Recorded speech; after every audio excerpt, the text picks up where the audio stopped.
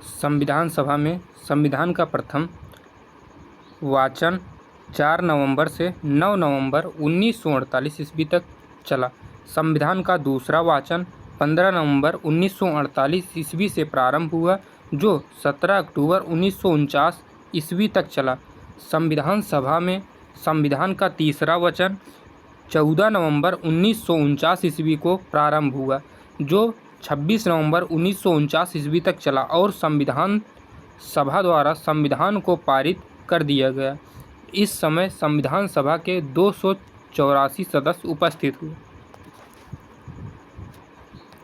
स्वतंत्र भारत का पहला मंत्रिमंडल 1947।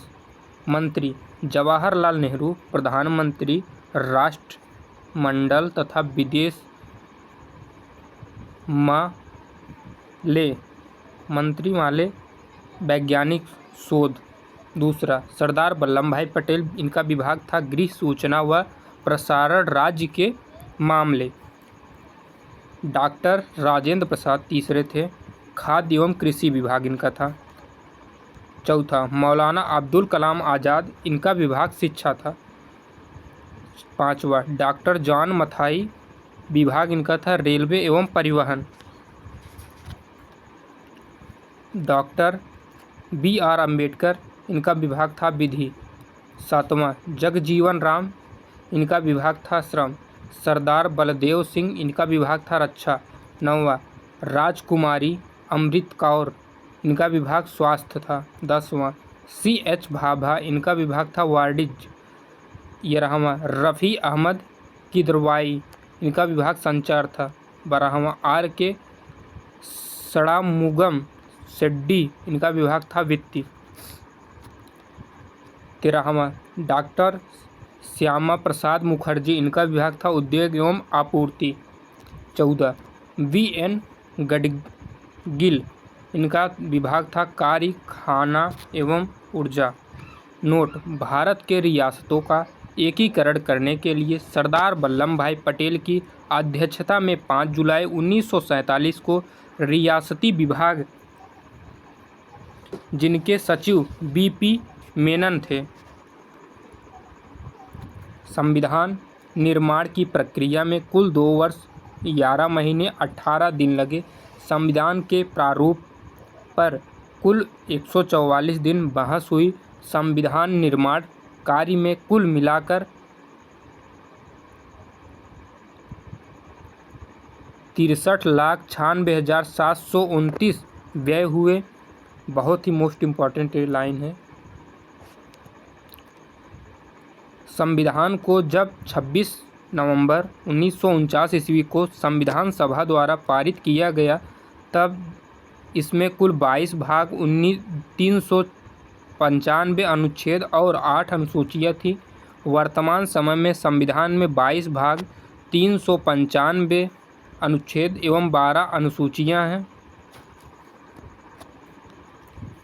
संविधान के कुल अनुच्छेदों में से 15 अर्थात 5, 6, 7, 8, 9 और 60, 324, 366, 367, 379, 380, 388, 391, 392 तथा 393 अनुच्छेद को 26 नवंबर 1949 ईस्वी को ही प्रवर्तित कर दिया गया, जबकि शेष अनुच्छेद को 26 जनवरी 1950 को लागू कर दिया गया। संविधान सभा की अंतिम बैठक 24 जनवरी 1950 ईस्वी को हुई और उसी दिन संविधान सभा के द्वारा डॉक्टर राजेंद्र प्रसाद को भारत का प्रथम राष्ट्रपति चुना गया। संविधान सभा 26 जनवरी 1950 से 1951 से 52 में हुए आम चुनावों के बाद बनने वाले नए संसद के निर्माण तक भारत की अंतरिम संसद के रूप में काम किया। संविधान सभा द्वारा किए गए अन्य कार्य: पहला, इनके मई 1949 में राष्ट्रमंडल में भारत की सदस्यता का सत्यापन किया। दूसरा, इसने 22 जुलाई 1947 को राष्ट्रीय ध्वज का अपनाया। तीसरा, इसमें 24 जनवरी 1950 को राष्ट्रगान एवं राष्ट्रगीत को अपनाया। चौथा, इसने 24 जनवरी 1950 को डॉक्टर राजेंद्र प्रसाद को भारत के पहले राष्ट्रपति के रूप में चुना। नोट: 26 जुलाई 1947 को गवर्नर जनरल ने पाकिस्तान के लिए पृथक संविधान सभा की स्थापना की घोषणा की। संविधान सभा द्वारा हाथी को प्रतीक मुहर के रूप में अपनाया गया। स्रोत: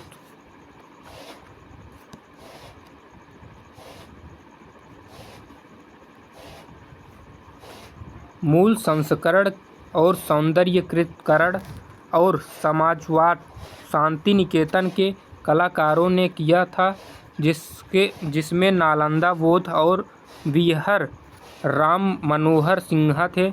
मूल संविधान के हिंदी संस्करण का अनुलेखन वसंत कृष्णा वैद्य द्वारा किया गया, जिसे नालंदा बोध द्वारा सुंदर ढंग से अलंकृत किया गया।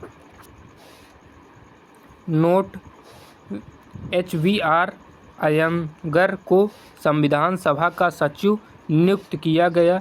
तीसरा, संविधान सभा की उद्देशिका अथवा प्रस्तावना: नेहरू द्वारा प्रस्तुत उद्देश्य संकल्प में जो आदर्श प्रस्तुत किया गया उन्हें ही संविधान का उद्देशिका में शामिल कर लिया गया। संविधान के 42वें संशोधन 1976 ईस्वी द्वारा तथा संशोधित यह उद्देशिका निम्न प्रकार है। हम भारत के लोग भारत को यह संपूर्ण प्रभुत्व,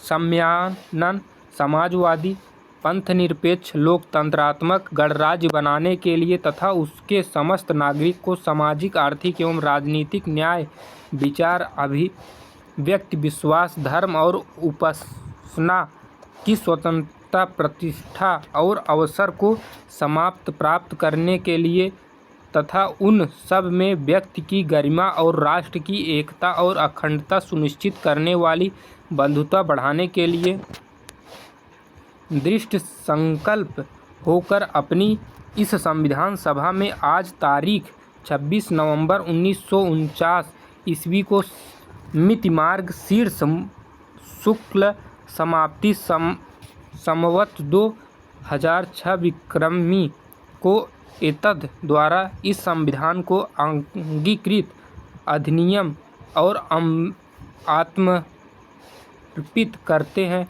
नोट: भारतीय संविधान में प्रस्तावना का विचार अमेरिका के संविधान से और प्रस्तावना की भाषा को ऑस्ट्रेलिया के संविधान से लिया गया है। प्रस्तावना की मुख्य बातें: संविधान की प्रस्तावना को संविधान की कुंजी कहा जाता है। प्रस्तावना संविधान की आरंभिक अंक होते हुए भी कानूनी तौर पर उसका भाग नहीं माना जाता है। प्रस्तावना के अनुसार संविधान के अधीन समस्त शक्तियों का केंद्र बिंदु अथवा स्रोत भारत के लोग ही हैं। प्रस्तावना में लिखित शब्द यथा हम भारत के लोग इस संविधान को अंगीकृत, अधिनियमित और आत्मर्पित करते हैं।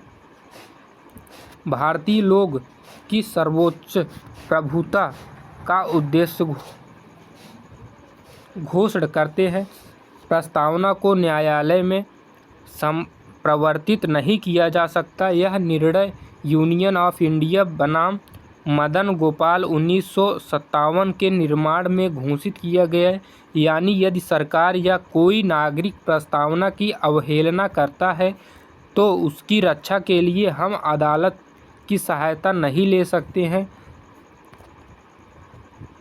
बेरुबाड़ी यूनियनवाद 1960 में सर्वोच्च न्यायालय ने निर्णय दिया कि जहां संविधान की भाषा उद्धृत हो वहां प्रस्तावना विधिक निर्वाचन में सहायता करती है। बेरुबाड़ीवाद में ही सर्वोच्च न्यायालय की प्रस्तावना को संविधान का अंग नहीं माना, इसलिए विधायिका प्रस्तावना में संशोधन नहीं कर सकती। परंतु सर्वोच्च न्यायालय के केशवानंद भारती बनाम केरल राज्यवाद 1973 ईस्वी में कहा कि प्रस्तावना संविधान का अंग है, इसलिए विधायिका संसद उसमें संशोधन कर सकती है। केशवानंद भारतीयवाद में ही सर्वोच्च न्यायालय के मूल ढांचा का सिद्धांत दिया तथा प्रस्तावना को संविधान का मूल ढांचा माना।